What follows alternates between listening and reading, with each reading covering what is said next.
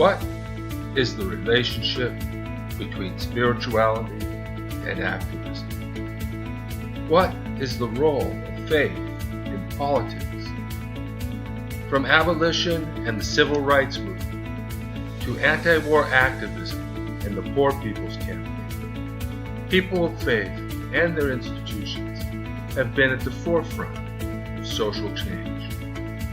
Concern for the earth and the welfare of humanity is at the heart of an aware and mature spirituality.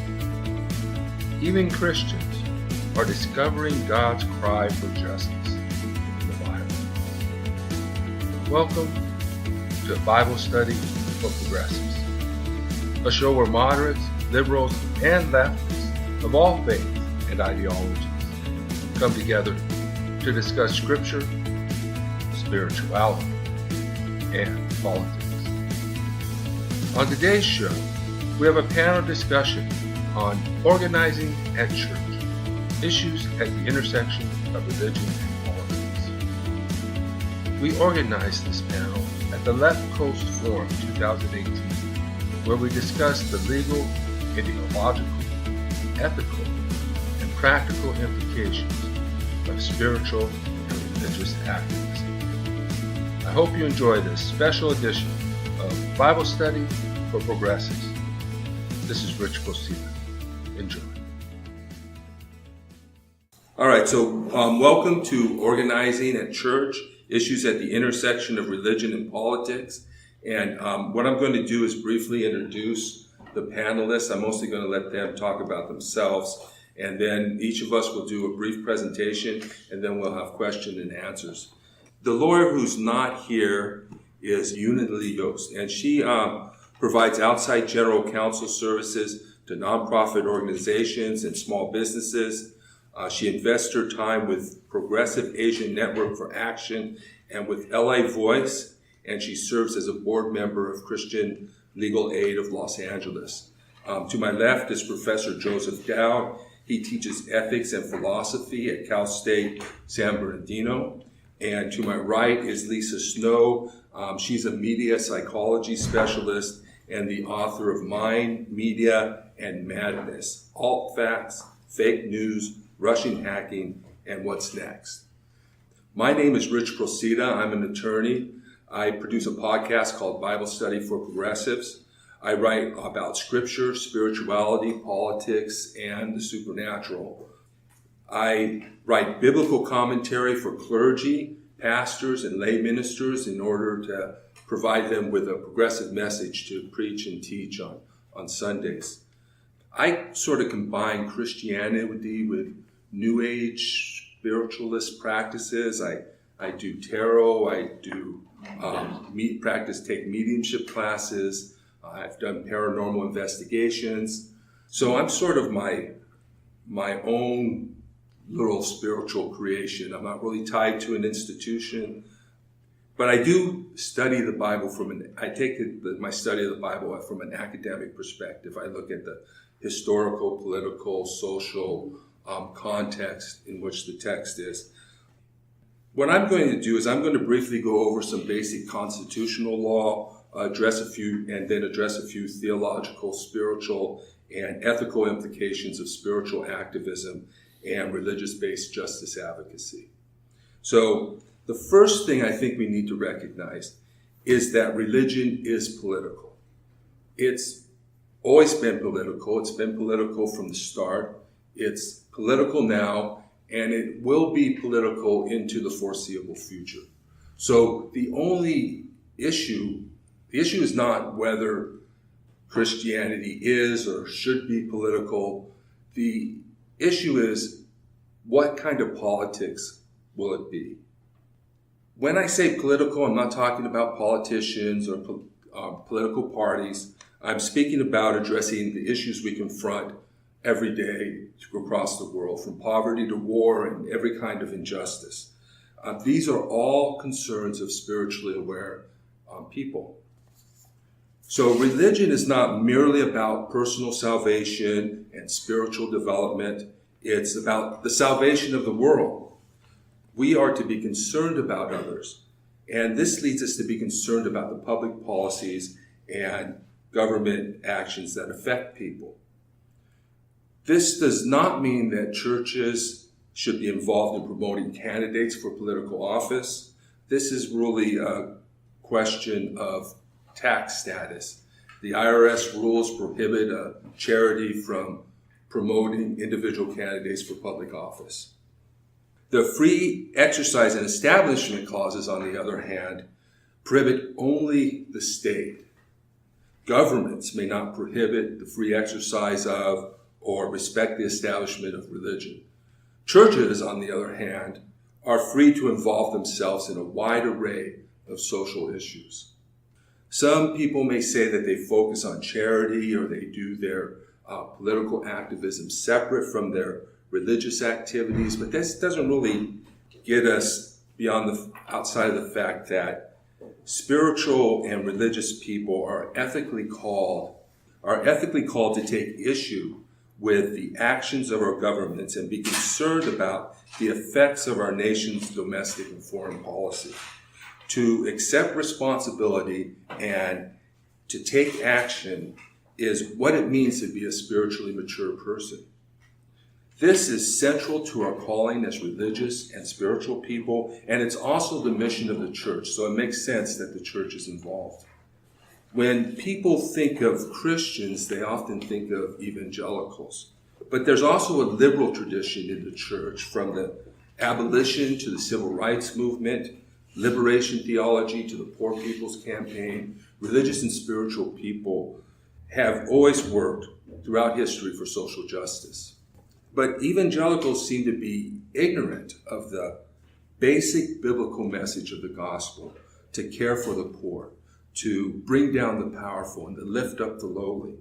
That's why I believe our struggle is winnable. Everyone already knows that the Bible commands us to provide for the needy, to welcome the stranger, and to love our neighbors. Conservative evangelicals should be hard-pressed to push their agenda when confronted with the true message of the gospel, of Jesus' ministry, and of the Bible. So we're talking about ethics, particularly Christian ethics, but also spiritual ethics and social ethics. What are we as human beings, as spiritual people, as Christians, morally obligated or called to do? Are we to be concerned about the welfare of others, to love our neighbors? And what does that mean when applied to our collective activities as a community, as a people, and as a nation? Being spiritual is not about personal morality, purity, or experience without concern for the larger community. Being a spiritual person or being a Christian means loving one another. And there's plenty of biblical support for this, and the golden rule is a foundational ethical principle of many religions. So Isaiah describes the heavens as belonging to God, and the earth is God's footstool. According to the Bible, God created the nations, even setting their boundaries. God promised to make Israel a blessing to all the nations of the world, to be a light to the nations, so that God's salvation may reach the ends of the earth. As such, God has called the nation of Israel to be a model nation for people to look to for what it means to be ruled by God. Some of the worst and most horrendous atrocities in the world occur at the hands of governments and other corporate entities. The things that we human beings do to each other in the name of God, or nation, or ideology, or profit, are the demonic results of our collective political acts and failures to act. The church has a checkered history, but it's not alone in its penchant for blood. History is full of bloodshed. Blood has been shed over ideology, money, and power. The state is the biggest perpetrator of violence in the world. So the question is not, when will religion and all such foolishness go away? The question is, to what use will we put our faith? To what use will we put the church? To what use will we put God? The church has a role to play, but it's not a social service agency. It doesn't have social workers, doesn't have doctors, doesn't have beds. But what a church has are pulpits and pews. The church is an organizing institution charged to bring salvation to the ends of the earth. Like the state, religion isn't evil, but it can be turned to evil ends. It's up to us to resist its tendency towards evil and to lead it to what is right. Now I'm going to turn over to, okay, go first. Okay, so basically I'm not super religious myself, so from a doctrine standpoint, but I think really what's important in today's environment and the organizing of religion on the left is super critical. And it needs to be done differently. It needs to be active and very outgoing. A lot of people will say it's a spiritual internal thing, but I think we need to back up and look at what's happened externally and realize the real threat that we're under. Organizing faith-based communities right now is really critical in our country. Because if we look at what's happening right now, Trump's base consists of two major groups: evangelicals and, quite honestly, racists, or people who are very, very tolerant of racism. There's two groups here. So if we back up and look at our situation right now, basically, without evangelical Christianity, we wouldn't have Trump as president, period. It's a very mobilized, it's a very, very strong group of support for him. And that tells you how important we can be on the left if we use and organize based on faith, and a faith that's slightly different. I think that's important. Organizing also externally and providing the voice is important for two reasons. First of all, you want to organize and group yourself together collectively. If you think about a cannonball can go through a wall because it's one strong force, right? If you break that cannonball up and dissolve it into lots of 100 pieces and you shoot that same ball at the wall, all those pieces at the wall, it's going to have not as much of an impact. It may over time, but it's going to take a lot more. It's a lot more people, a lot more cannonballs to have the same impact in a lot more time. So organizing and becoming one voice and coming together can provide a much, much greater impact than all of thousands and thousands of voices at one time. And then just one other quick thing, and that's that the reason the right has been extremely effective is there's a psychology experiment. So just going back to a little bit of psychology, that's my background. They've done psychology experiments where they've had a person come into a room, the professor knows what's going on, and other people in this classroom know what's going on. The professor asks the class questions, and the first couple times the rest of the class all answers the questions correctly, right? Including that person. Then what happens is the professor will ask a question, and the rest of the room will answer the question wrong. And most of the time, the person who is in the experiment but doesn't realize it, that person too will start answering the question wrong, even though they know better. Now, if we look at what's happened with the Christian right, and you look at what's going on in media, because that's my background too, right? They've had such a pulpit and such an influence that they're kind of like all of the people in the classroom. So when people are sitting there driving in their cars and they're hearing this voice and this one perspective when it comes to religion and Christianity, people start adopting those beliefs, even though at first they might have thought they were wrong.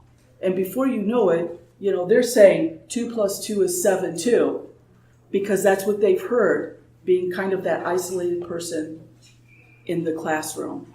So by speaking out, by working together, and having a more active voice in the community, not just practicing our spirituality, within our own world for our own peace and calm. By speaking out and providing more of a voice, you can help that person in that classroom realize that they're not alone, and that what they thought was right and what their instinct was right was in fact right, and they'll be less likely to go along and accept what they think everybody else is saying. That's kind of the importance of this, and that's why I'm here. Thank you. All right, so Professor Dow, Okay, well, first I'd like to thank Rich for inviting me to be on this panel. As you said, I teach philosophy. I don't claim to be an expert on politics or even on progressive political philosophy, although I do consider myself a progressive. But I do know a bit about religion. I thought I'd speak a bit to this topic. So when Rich invited me to be on this panel, he asked me to speak on the philosophical or ethical implications of mixing faith with politics. After a bit of thought, I came up with two questions that I think are questions that might be important for the left to ask. Now, before I begin, just to kind of echo something that Lisa said, let me say that these questions shouldn't be the left's main focus at the moment. We're kind of in crisis mode right now. Right? Our overriding goal should be trying to understand and deal with the alt-right and the rise of white nationalist politics.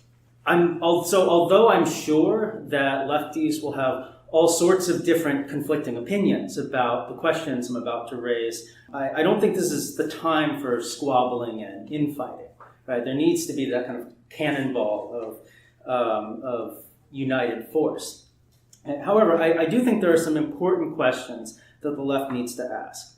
The first question is this: should the left make more of an effort to ally with religious organizations and to appeal to people's religious values? Now, once upon a time, the answer was obvious, right? The American left was, by and large, against mixing politics and religion. For example, the American left has long argued that the religious right should keep their grubby religion out of politics. Although there have always been liberal churches, the battle lines used to be pretty clear.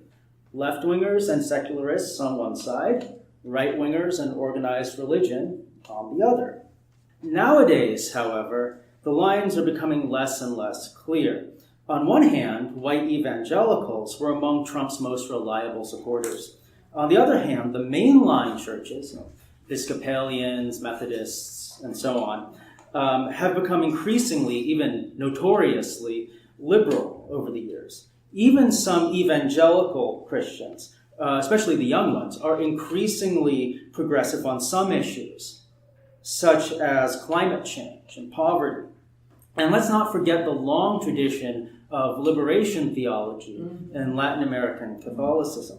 So to rephrase my first question, if you could persuade someone to support left-wing causes by using religious language or by appealing to faith-based values, would you? Should you? I don't know the answer to this question, but I think it's a question that we'll need to ask ourselves moving forward. My second question isn't really about religion. It's about two phenomena that have historically been intertwined with religion and that have declined as religion has declined, namely tradition and community. Historically, American liberals and leftists have largely dismissed tradition and community and have embraced individual freedom. Now, when it comes to economics, of course, the left has always argued that there should be regulation, that we shouldn't leave the economy just up to individuals.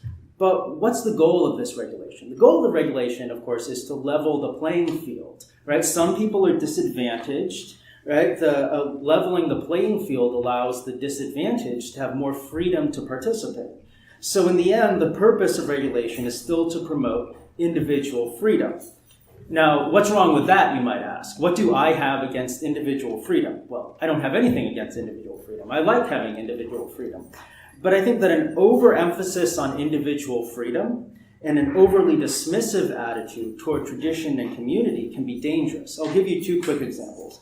The first example has to do with economics. Since this is the Left Coast Forum, I would guess that most of us fall, somewhere on the left side of the political spectrum when it comes to economics. Now, it's perfectly possible to have a left-wing economic system and still preserve individual freedom. I think that's definitely possible. Nonetheless, I think we can all agree that there's a kind of libertarian individualism that permeates almost all of American culture, including the socially liberal parts of that culture. Under these conditions, the message that individuals should just do whatever they want, free from the constraints of tradition and community, might just end up reinforcing free market capitalism. So we need to be careful here with our messaging and calculate it precisely. My second example has to do with foreign policy. And here I think some people, including Rich, may disagree with me. I was in high school during the run-up to the Iraq War, and I remember watching as my beloved liberal values, democracy, human rights, women's rights, secularism, etc., were used to justify a poorly executed and deeply misguided war. The neocons, the neoconservatives, might have been conservative on many domestic issues, but when it came to foreign policy, their defining feature was their militant liberalism. To put it crudely, the neocons' dream was to go around the globe bulldozing traditions, governments, and cultures in the name of social liberalism. Now, let me be clear. I wholeheartedly support democracy and human rights. And I'm not saying that we need to respect societies and regimes that oppress women and squelch free speech. But I think that an overemphasis on individual liberty and an overly dismissive attitude toward tradition and community can lead to the kind of arrogance that got us into Iraq. So to wrap up, here's my second question. Should American leftists be more critical of individualism and more aware of tradition and community? In fact, could a renewed respect for tradition and community, including religious tradition and religious communities, be an important step in combating the excesses of American capitalism and a possible resurgence of neocon foreign policy? Again, I don't know the answer to this question, but I think it's a question that the left should be asking. So, Una? Well, I just want to thank you, Rick, for inviting me to be part of this panel, and I want to thank you all for taking time out of your afternoon to join us in this discussion. And just to remind you, really goofy, I'm a lawyer based in Pasadena with a practice focus on nonprofit organizations and small business law. And being as I'm part of a profession that loves disclaimers, I'll just, give you a couple. Basically, I don't speak for all Asian Americans or all Mennonite Christians on the Mennonite. But I speak from my own personal experience as a Christian, as an Asian American, and a lawyer. And anything I share is not legal advice, just general information. And also just, these are just my own personal views, not necessarily any the official policy or position of any group I'm associated with. So now that we have that out of the way, as I was thinking about the topic of this panel, I thought about two questions that I'd like to focus on and discuss. So one is, what does it mean to be religious in the political realm? And for me, this means, what does it mean to follow Jesus in the political realm? And number two, can a plain reading of the Bible actually support political values, which at this moment are called progressive? So for the first one, what does it mean to be religious in this political realm? And for me, I'm a Christian. So I'm not a theologian, I don't have a seminary degree, but I do confess Jesus as my Lord and my God. And the Bible speaks about how all of us are part of the priesthood of believers. It's a very flat community. We all have access to God. And like all the other followers, I made a commitment to be dedicated to the work, teaching, and witness of Jesus Christ. And this has led me to a couple of observations. So one is, Jesus is in the business of seeking out and walking with the poor, oppressed, and marginalized.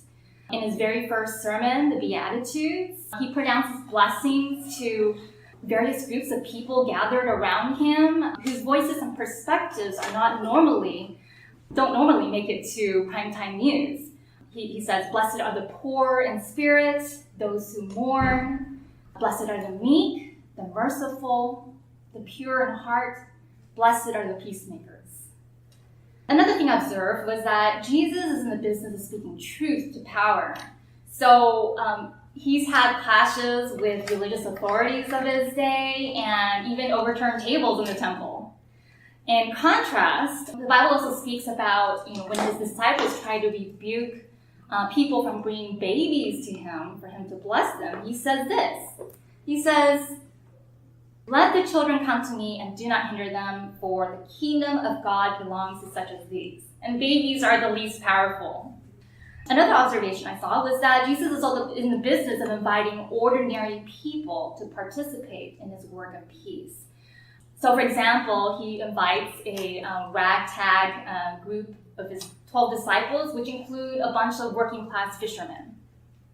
So while the Bible is pretty lengthy, Jesus says that everything boils down to actually two things. So I'm really glad, it's hard for me to remember things. So the two things are basically to love the Lord your God with all your heart, soul, and mind, and the other one is to love your neighbor as yourself.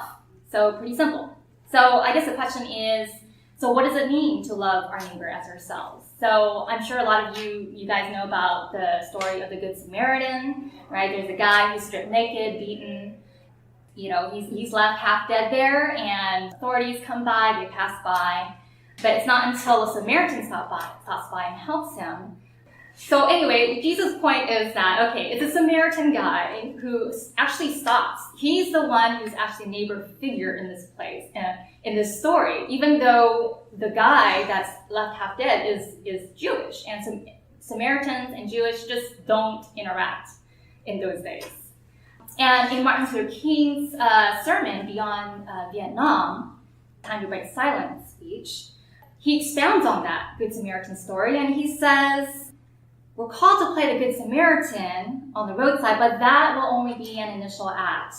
And that one day we must come to see that the whole Jericho road must be transformed so that people don't get beaten up on that road. And he says, true compassion is more than flinging a coin to a beggar. It comes to see that an edifice which produces beggars needs restructuring.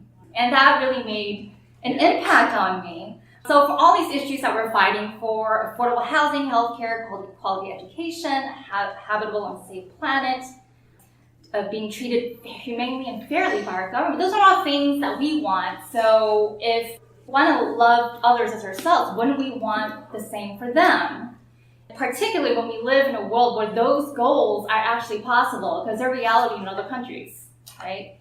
So, and there are other stories in the Bible that shows God's concern for the poor. There's a story of the parable of sheep and goats, where he divides the people. He gathers the nations to him, and he divides them like sheep and goats. And the sheep are the ones who actually help people. And so he's saying, okay, if you help the least of these, my brothers and sisters, you're actually helping me. So when we're helping people, we're actually helping Jesus. It's like we're helping Jesus. There's also, I'll kind of just mention really briefly, since I know, there's not a lot of time there, but there's also the story of Jubilee in Leviticus 25, where God commands that the Israelites celebrate every 50 years, the year of the Jubilee, and in that year, all slaves are to be set free, all property is to be returned to the original owners. And that's amazing. It just basically, it's a reset. It's a reset every 50 years, so no one ever has such, great concentration of property and power. So in terms of my own story, following Jesus in the political realm, I attend a Mennonite church. It's really shaped my faith perspective. The Mennonite church, I don't know if you guys know too much about it, but it's one of the peace churches, like the Quakers and Amish. I would say their theology is very similar to that of a Baptist church, but they have a big focus on peacemaking and social justice. And then there's also a Bible I came across called the Poverty and Justice Bible. And in that Bible, they highlight every verse that has to do with poverty and justice. And I was just amazed just how much, how often the Bible speaks about it. So, looking at that, I felt a particular responsibility to do something. Just realizing the skills I've developed as an attorney has helped me to, in particular, to analyze and sift through facts to arrive at the truth as closely as I can. And I think that as voters, our decisions are only as good as the information that we have. And that's especially important since ULS is so powerful that we can decree death sentences on entire nations. And being introverted by nature, I didn't really have the courage to speak up, actually, and get involved until a couple years ago. And that was in observing how Bernie ran his campaign. I saw how he sought and walked with the poor, oppressed, and marginalized. I saw how he was speaking truth to power. I saw how he was challenging the Democratic Party to open its doors to invite ordinary people to be part of decision-making in our society. And I know that Bernie is not a Christian, but as I observed his campaign, I realized that his values were a lot more aligned to the biblical commandment to love our neighbors than a lot of the religious authorities that I observed. And then also realizing that our nation is at a turning point. That was when I found the courage to finally break silence. I'm still learning, making mistakes, but hopefully I'm getting more efficient and effective at it. And since the Bernie campaign, I've been involved in various progressive issues and campaigns. And currently the organizations I invest in include the Christian Legal Aid Los Angeles. The Christian Legal Aid for Los Angeles is a non-profit organization, free legal aid clinics. And then the Progressive Asian Network for Action, which is a grassroots coalition. And then LA Voice, which is a nonprofit organization, a multiracial, multi-faith network of 55 plus congregations that work together to transform LA County into a county that reflects the dignity of all people.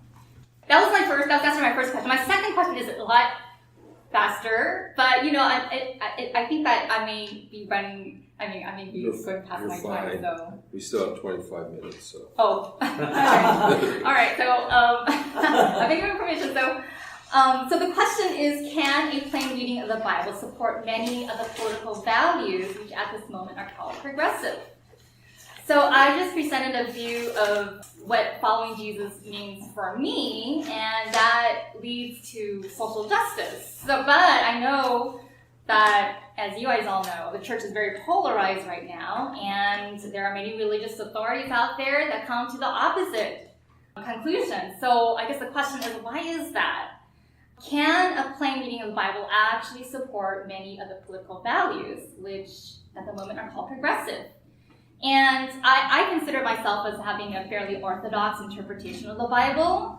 So I think you can have a fairly orthodox interpretation or even a conservative interpretation of the Bible and still arrive at social justice. You don't have to jump through a lot of hoops to get there. And in fact, I would say you would have to get through a lot of hoops to come out to the other side, to say that there is no connection between the Bible and social justice. And I think one of the factors that lead to this diverging interpretation of the Bible is basically whether the person reading the Bible or the people reading the Bible have a history of oppression. So, for example, I attend a Mennonite church, and they've experienced persecution by Christians in the Inquisition. So that gives them a different perspective when they're reading the Bible. The Black church as well. I mean, I want to say that persecution and Inquisition it's very different than slavery. But I just want to say that the Black church, with its history of slavery, will tend to read the Bible in a different way as well. Mm-hmm. And just as an example, there is a passage in the Bible where Mary breaks out in song when she finds out that she's pregnant with Jesus. It's the Magnificat, the praise song to God. And in that song, she talks about, I'm paraphrasing really, but she speaks about God bringing down the mighty from their thrones, yet exalting the humble, and filling the hungry with good things, yet sending the rich empty. And those are really strong words. Mary's basically speaking of a revolution. She's speaking of making things equal for people. And I would say the Black church and Mennonite church have a theology where plain reading of the Bible, or plain reading of that particular Magnificat, for example, would lead to social justice. But the passage may likely be read very differently from the perspective of a white church that has not experienced persecution. And one thing I want to note is that Israelites in the Bible had an experience of persecution as well, aside from the time when they conquered Canaan. Like they were slaves in Egypt, they were conquered and exiled by the Babylonians, conquered and scattered by the Romans. The Bible often reminds Israel of its past so they don't become arrogant. So groups with experience with persecution can see this more clearly. So the Black Church, Jews, Mennonites, Anabaptists. Yeah, and we have a Mennonite friend that says, I'm willing to die for my faith, not willing to kill for it.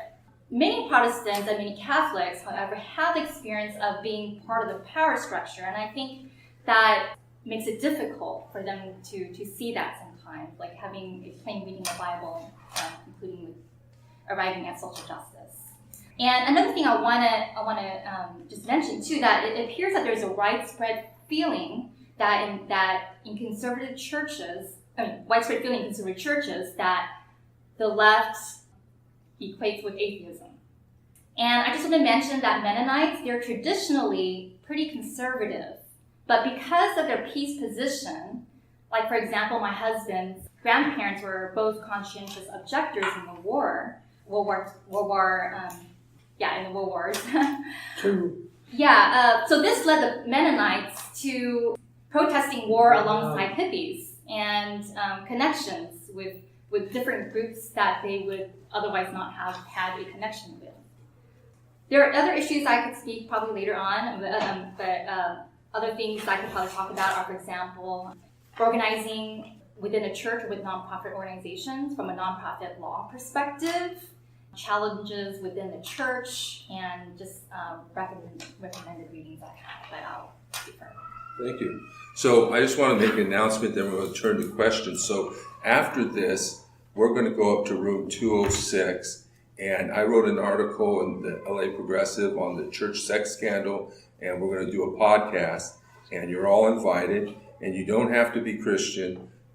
Bible Study for Progressives is a show where moderates, liberals, and leftists of all faiths and ideologies come together to discuss scripture, spirituality, and politics. So everyone's welcome to that. But I'd like to open it up now to questions. Well, Go ahead. Go ahead.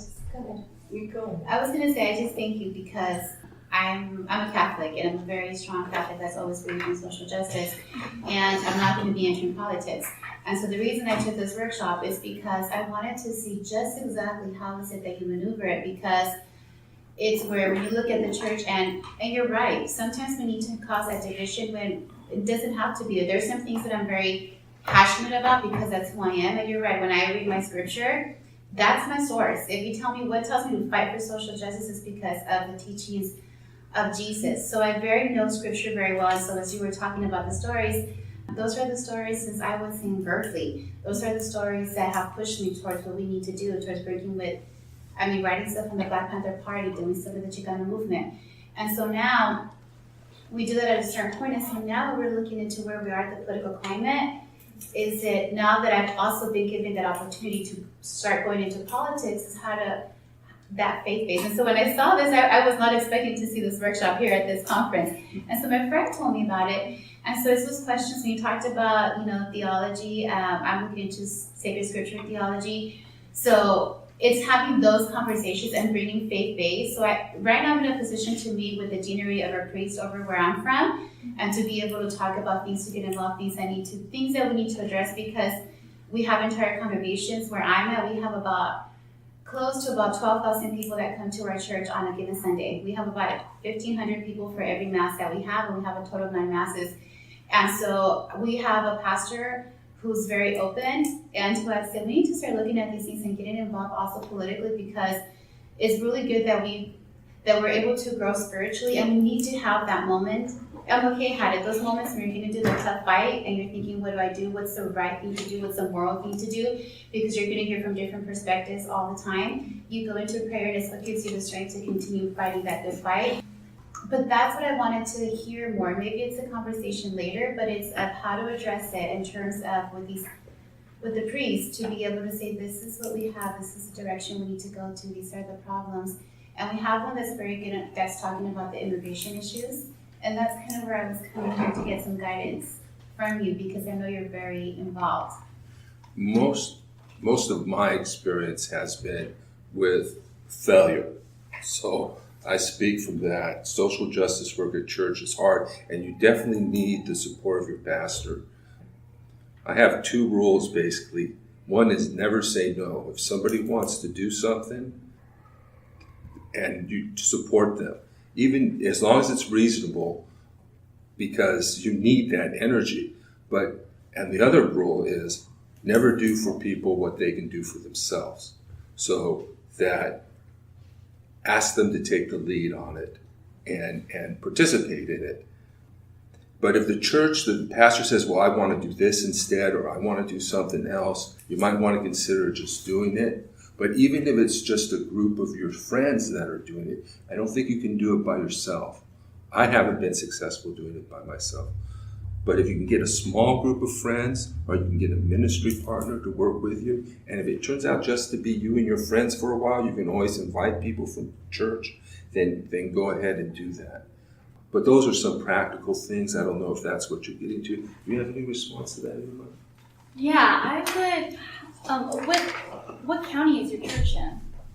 My county's in Ventura. So my church is not, so my church is not what you would typically consider of the Catholic Church, what people know about, because I understand where it's at. Ours is actually you would think we're very progressive. And what I mean by that is, I'm in that church, so we have that dialogue. We talk about what's going on. Our priest said, we have a lot of these kids that are detained. We have a responsibility, a moral obligation to do something. We need to act as a church.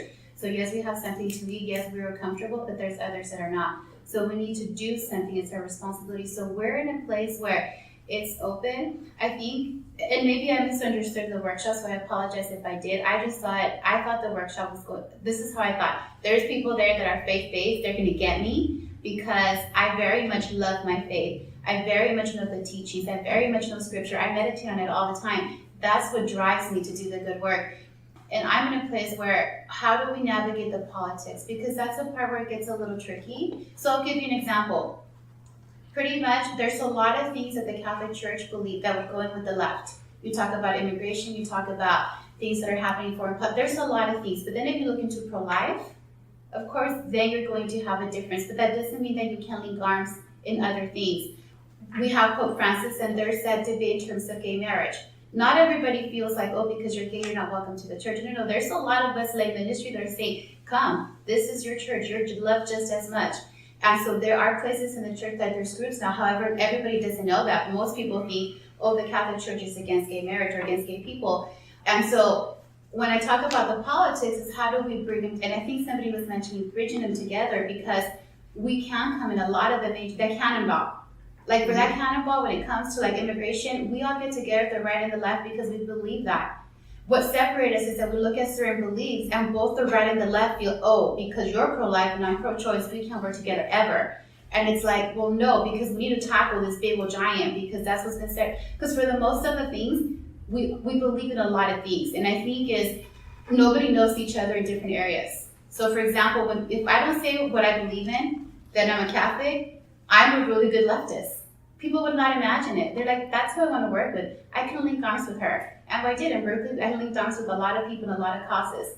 However, you let them know she's a Catholic. Ooh, I like her. She believes in social justice. She's good, but she's Catholic. Don't let that fool you, because me being Catholic means I will link arms with you. I will fight for you. And so I think when I came to this workshop was these people get me, because I understand. I know the setting. And so I was really happy to see that there was a platform here at this conference, because I thought, man, the left, it's like it's time. When we talk about it's time for a revolution, it's time to get together, because I think our political climate hasn't been like this in many years. And so unless we come together, it's going to be hard. And that's kind of more of what I came for, that guidance. Go ahead. I'll get back to you, Carol Francis. Well, okay, I came into, as a progressive, I came into it through my opposition at the Vietnam War to the ministry of George Regas at All Saints Church in Pasadena. I also went to both Bob Jones University in Fuller, which is a different. But I've come to, I am a synoptic of Jesus.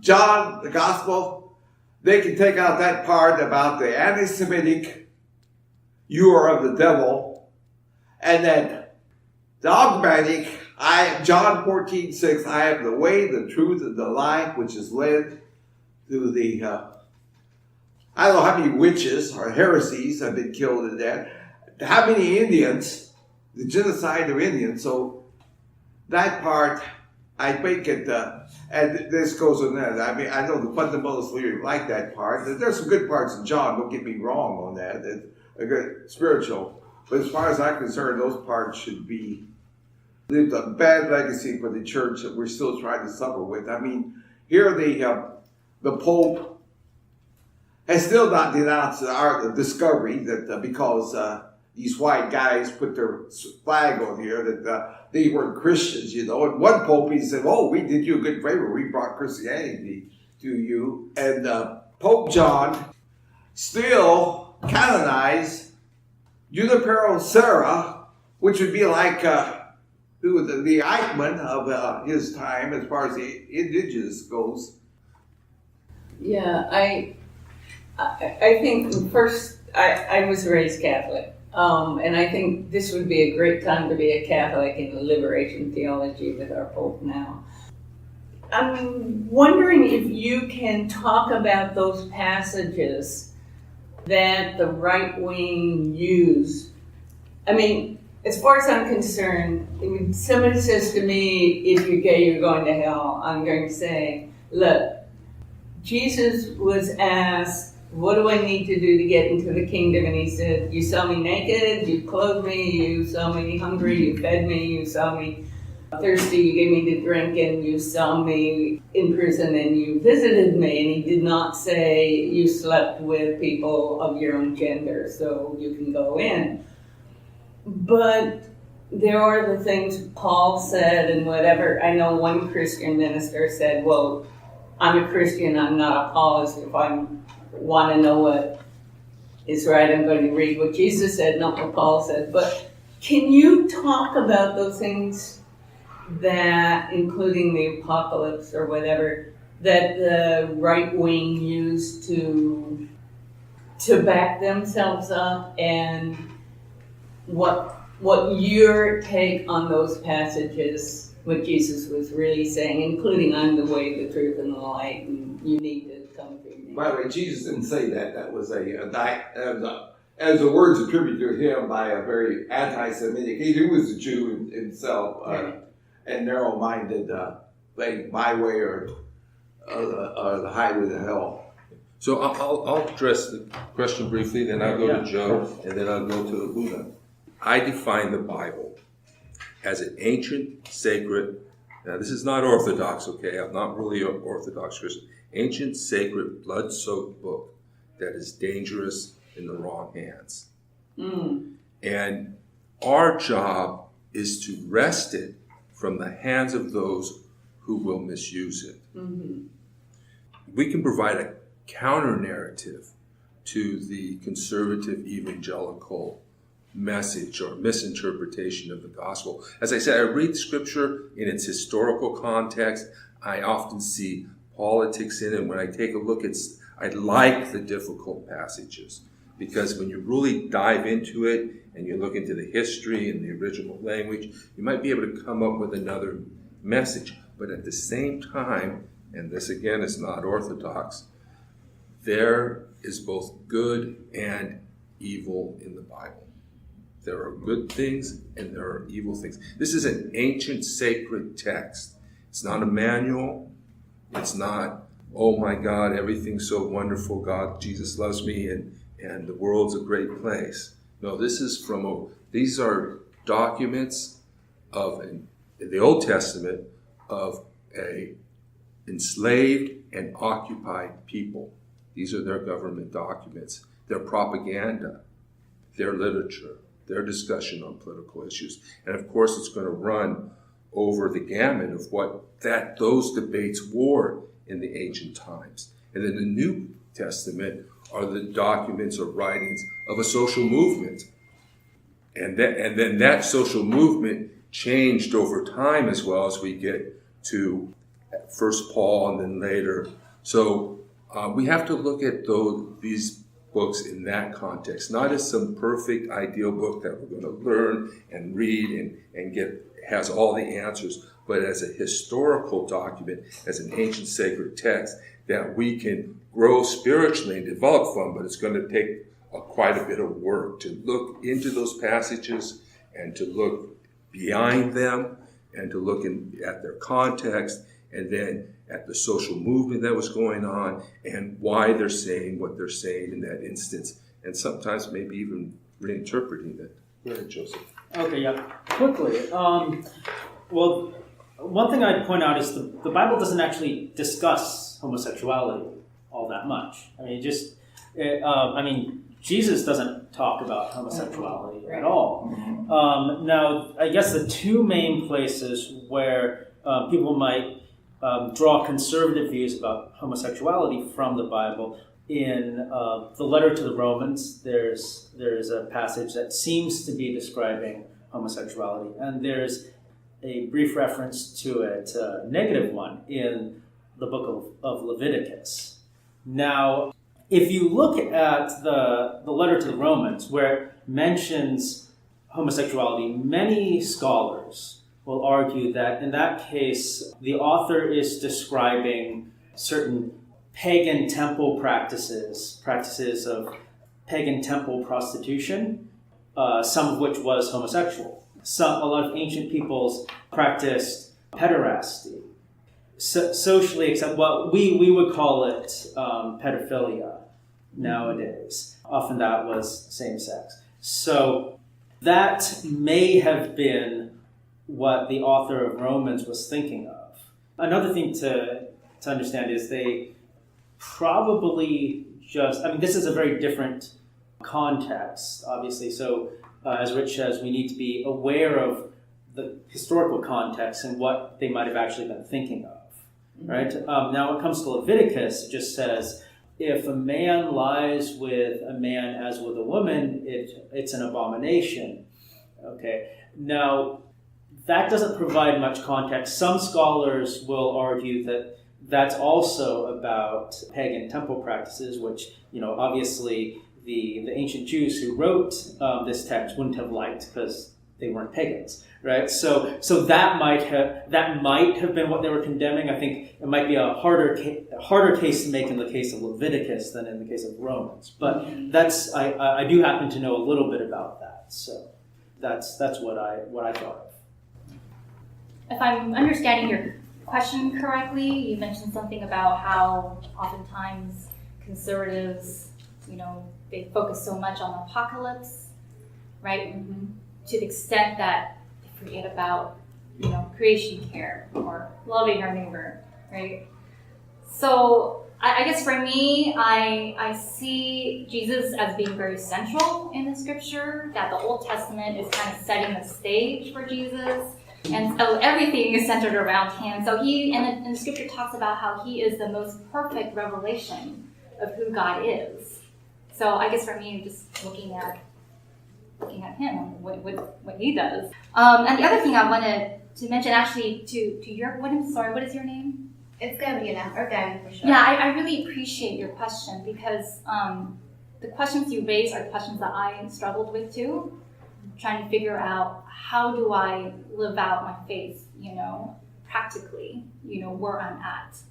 And I would say, because for a long time, I was kind of organizing in progressive circles and realizing, gosh, there aren't that many people of faith in these spaces. Where are all the people of faith? Where are they? And about a year ago, my church they went through a decision-making process and they decided to become a member of LA Voice, the multiracial, multi-faith network I was telling you about, of congregations. And I went to one of their summer leadership training sessions last summer, and I was just blown away. It was really amazing. It's a great community. They provide a lot of training, a lot of resources to help people of faith to get organized. in your congregation. So I would encourage you to check out LA Boys. I know that there is another similar outfit called 1LA. I'm not as much familiar with them, but I think there's real benefit to being part of these organizations. Thank you. If I could go to your point real quickly also, when it comes to resolving differences, like you said, pro-life and pro-choice as an example, one way that you might be able to help resolve differences, and this is just an example, is some training in this. So ladder up, find an area of common agreement. So for example, people who are pro-life, they'll say we're pro-life, the sanctity of life. People who are pro-choice aren't for that.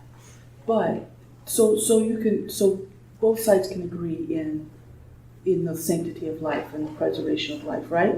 Pro-choice is concerned also about the women's right to choose, the burdens that it places on a woman. And as a society, as a culture, it's pretty bad, when it comes to prenatal care, the medical care issues, woman who doesn't have much as far as resources. There's issues with work and lack of workplace protections, right? So if the right, there could be a common ground if the right would support social services or even services that could prevent unwanted pregnancies and avoid the situation. If you rise up instead of staying in these locked positions, you may be able to find an area of common ground, right? And work from there. And so it doesn't have to be right or left. It can be, hey, you know what, we can avoid abortions if we have more like birth control available. If we provide, more people might not choose the choice of abortion if we have a more friendly cultural environment to support pregnant women who may not have the resources. Does that kind of make sense too? So that's another way you can approach it too, is instead of being stuck down here, keep going up till you find common ground. And then from there discuss, okay, now how do we work with this? And I wanted to address your question too, because I think what you need really is the minister's support. Not everybody, people go to church for different reasons. Some people don't even like to talk about politics or religion. Some people may oppose you. They may try and sabotage you. So you may sabotage yourself. I mean, I've done it, So if you can get just a small group of people together to do it, you've been successful in it, and hopefully it will grow from there with your pastors or priest support and guidance. And you may not be able to get the church leadership on board with it. That may be a difficulty. Yeah, there's people even the most liberal churches have people who are conservative or not in line with the denomination. So you're going to deal with that, and maybe keeping it small and letting it grow might help. Or if you get the minister who wants to start something, get some support there. But you really need support in the congregation. I just want to kind of give a positive diet on here. I said the church I used to belong to, the Southern Baptist Church, has recently come out condemning their role they played in slavery and segregation, and that's a very positive thing. Very good. You had a question? Yeah, one thought that I keep thinking of is, like, I go to the same church as you know. The Mennonite history is just, it's hundreds of years of people who interpreting scripture for themselves and then saying, I don't agree with you, and then they go out and form another branch. It's just like the socialists in America. It's like we don't have the same exact interpretation of Lenin or Trotsky or something like that. So they split off. And I think it's real important to try to think about working together on issues we agree on and agreeing to disagree on certain issues, but at least to work together on the issues we agree on. I know we're both members of DSA, and that's something that DSA is, the Democratic Socialists of America is really trying to do, is there's all these people that have been joining that group that have all these different ideas, but we're trying to kind of keep this thing together so we can organize together and do something good. Yeah, if I could speak to that quickly, and also what Gabby said. You were talking about how just because people disagree in certain areas doesn't mean they can't work together in others. And I think, well, you mentioned this, but I think one of the biggest things hobbling the left in the United States and elsewhere, I guess, is its tendency toward factionalism. Right? I mean, you look at the right, and you have all these establishment Republicans who, I mean, really didn't like Donald Trump. They hated him as a person, but they wheeled in behind him, once he was the candidate. And now I'm not, obviously, mindless conformity is not something we want to see on the left. Yeah, I think it's really important to recognize that, to kind of get back to basic principles like concern for the poor, concern for refugees, things like that, and work together with anyone who's willing to work with us on those issues. And we don't have to agree with them on every little thing. I'm not saying that the abortion debate is a little thing, but the point is you don't have to agree with someone on everything in order to work with them. I think that's important to remember. I think a lot of us are really, really, really troubled by what is a very extreme conservative, not conservative, I think that's a right-wing church. But we need to stay in touch with some realities.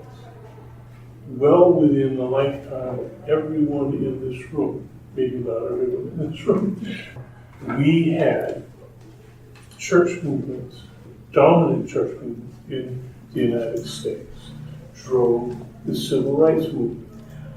The Mennonites and other Anabaptist churches and the Friends, which is my background, were instrumental in legal activities during World War II that advanced the First Amendment right not to pledge allegiance to the flag while we were at war.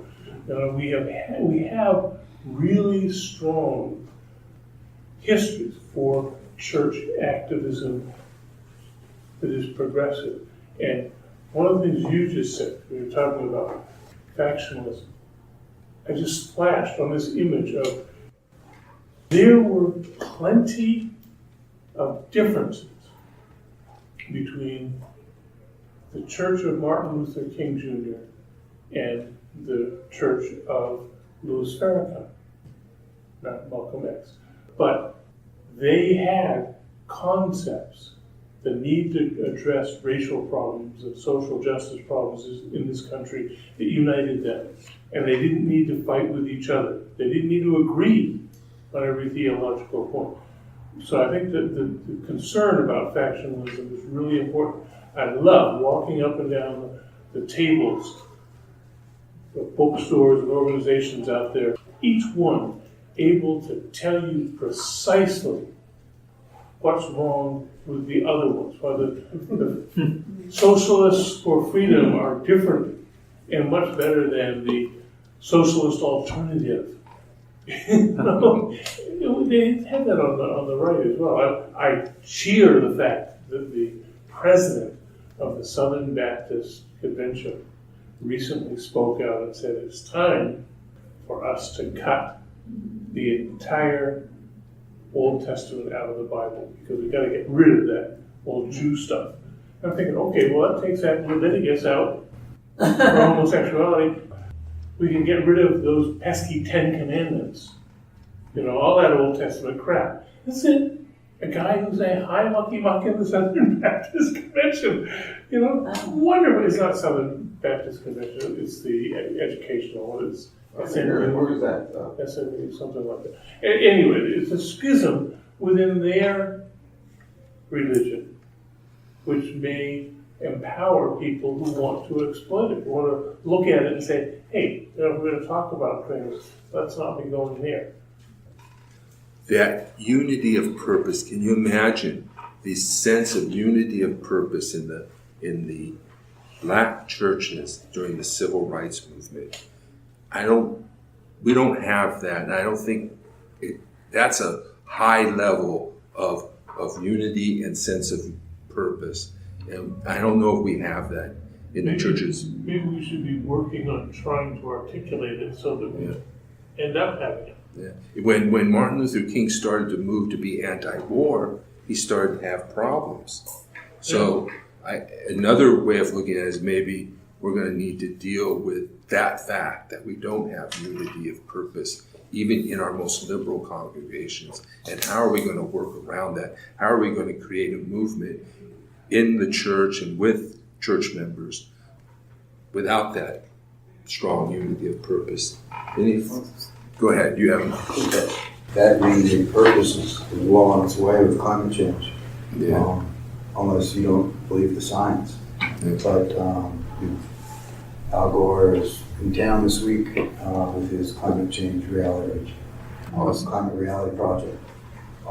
Speaking to just that, so we have a good, maybe not us, but if anyone here has kids or their kids, it's not long. We as a species are not long for this world. And the worst part is we're taking all the other species that are innocents out with us. So, but there's so many great points here. One, I think it gets lost among certainly evangelicals that Jesus was a brown-skinned Middle Eastern and a radical. But it wasn't lost on birthday, the Catholic worker, Francis of Assisi, Oscar Romero, Senator Chavez. History is replete with activists and radicals that came from a Judeo-Christian heritage. And then let's not forget the others. In Toronto, in November, is the Parliament of the World's Religions.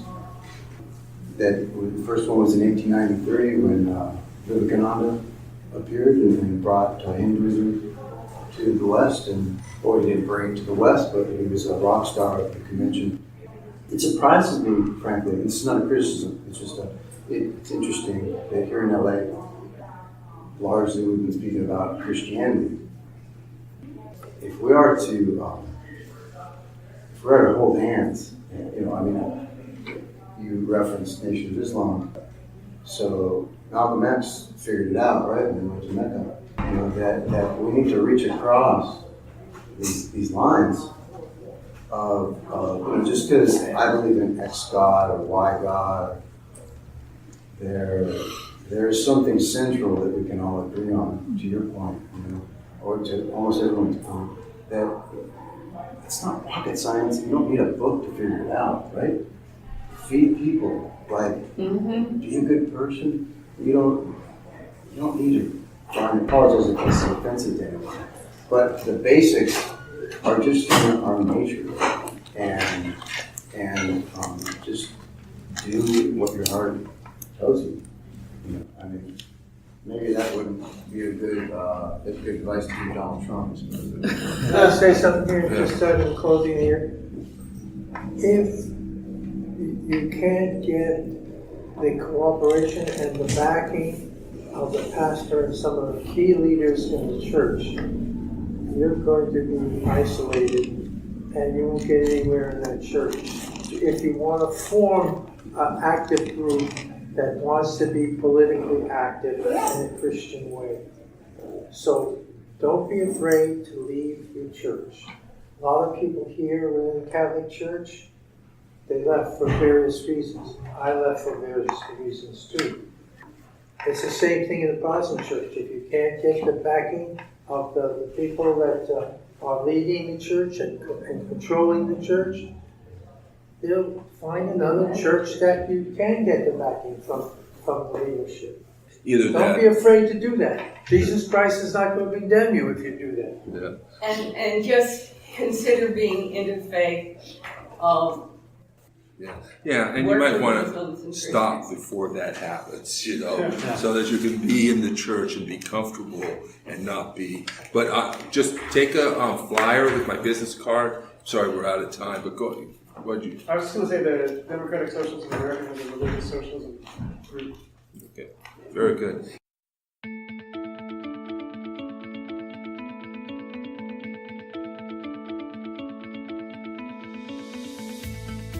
This has been Bible Study for progressives. Tell your friends about us and share us on social media. Follow us, subscribe to our podcast, and like us on Facebook.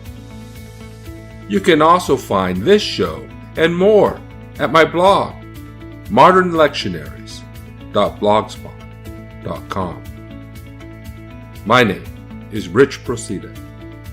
Thank you for listening.